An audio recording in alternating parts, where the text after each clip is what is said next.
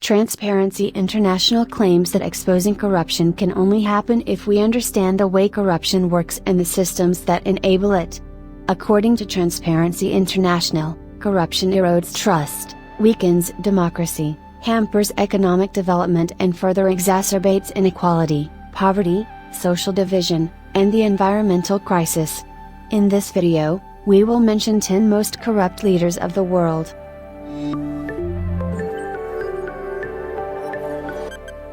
Suharto, former president of Indonesia. Without a doubt, Suharto deserves to be at the top of this list of the most dishonest politicians.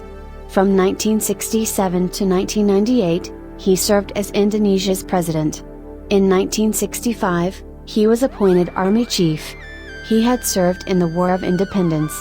He disapproved of Sukarno's pro-Chinese policies when he was president.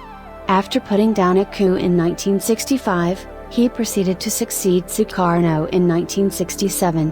Suharto and his family were accused of utilizing their position of authority to benefit themselves and their families by taking advantage of charities, misusing funds, and obtaining bribes through various commercial deals. Asif Ali Zardari: how can Pakistani leaders escape the list when it's about top corrupt leaders? They always maintain their legacy. So is the case with Asif Ali Zardari, who held presidential office from 2008 till 2013. Zardari has many allegations of corruption and misuse of powers, including the charge of murder of Benazir Bhutto among many others. He is one of the richest men in Pakistan, and also known as the Mr. 10%. He owns limitless land in Sindh, mostly owing to illegitimate occupation and extortion.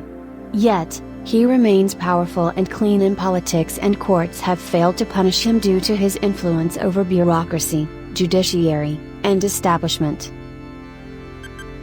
Vladimir Putin: how can Mr. Putin, the president of Russian Federation, avoid the mention in a video that is about his pals and people like him? Allegedly, Putin owns wealth of $200 billion.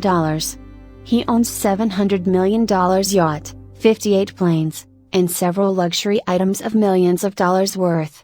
But we have to be careful about the figures of wealth he owns, because these are either rough estimates, or reports compiled by Western media. However, one thing is certain: Mr. Putin does own a humongous amount of property and wealth. Nawaz Sharif Bao Ji, who held the prime power chair of Pakistan for 3 times, is a must-mention. According to some reports, he is ranked as the most corrupt politician of contemporary times, especially after the release of Panama Papers. His publicly disclosed net worth is around Rs. 150 billion, $1.4 billion. He and his family own many real estate properties, steel mills, factories, rice mills, flour mills and sugar mills all over the country and abroad. According to Panama Papers, Nawaz Sharif and his family done a high level of corruption with $418 million. Petro Poroshenko: he was the former president of Ukraine. He is known as the destroyer of Ukraine economy. According to Ukraine Accountability Bureau, he looted more than $3 billion. Ukrainian officials have also named former President Petro Poroshenko as a suspect in a treason investigation, accusing him of having helped pro-Russian separatists sell coal to Kyiv. During his 2014 to 2019 presidency, Poroshenko helped the self-proclaimed Donetsk and Lugansk People's Republics to sell some 1.5 billion hryvnia, $54 million, worth of coal to Kyiv. Sigmundur David Gunnlaugsson: he was the youngest serving PM of Iceland, but found guilty in Panama Papers, having multiple offshore accounts with his wife. He resigned after the leaks. One of the first major names discovered in the data was that of Iceland's former Prime Minister, Sigmundur David Gunnlaugsson. He failed to disclose his ownership of an offshore company when he became a member of parliament amid the country's banking crisis. The controversy centered around a company in the British Virgin Islands, which the Prime Minister and his wife Anna Sigurlaug-Pálsdóttir purchased in 2007 from Mossack Fonseca, the Panama law firm from which the thousands of documents were leaked. David Cameron: his involvement in extramarital affairs and urge to get super rich speaks for itself. His involvement in Greensill Capital, given he reportedly made up to $10 million, £7 million. After BBC Panorama reported on the sum he made for a part-time job over 2.5 years, the former Prime Minister was urged to divulge what he knew about the company's financial troubles before it collapsed this year.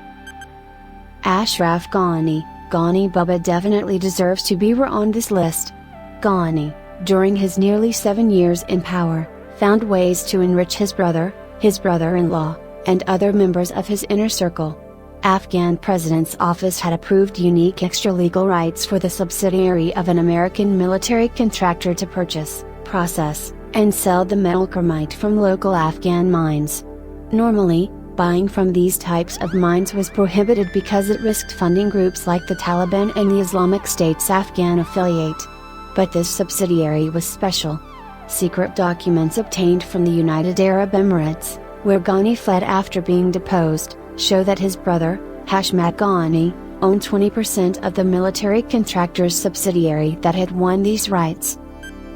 Alexander Lukashenko, who has been in power since 1994, generated headlines over the past year for channeling state money to a series of oligarchs close to the Lukashenko family, intercepting a Ryanair passenger plane carrying a Belarusian dissident and forcing it to land in Minsk, in violation of international laws on aviation, creating a border crisis with the European Union by luring thousands of refugees to the borders of the bloc and promulgating misinformation and fake cures for COVID. Lukashenko enjoys unlimited power at home and sniffs at international opprobrium. Indeed, it was EU sanctions against his country that prompted his retaliation via refugees.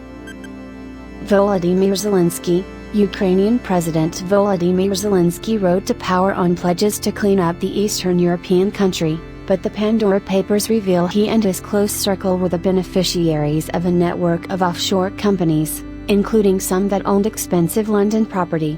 Ukrainian President Volodymyr Zelensky and his partners in comedy production owned a network of offshore companies related to their business based in the British Virgin Islands, Cyprus, and Belize.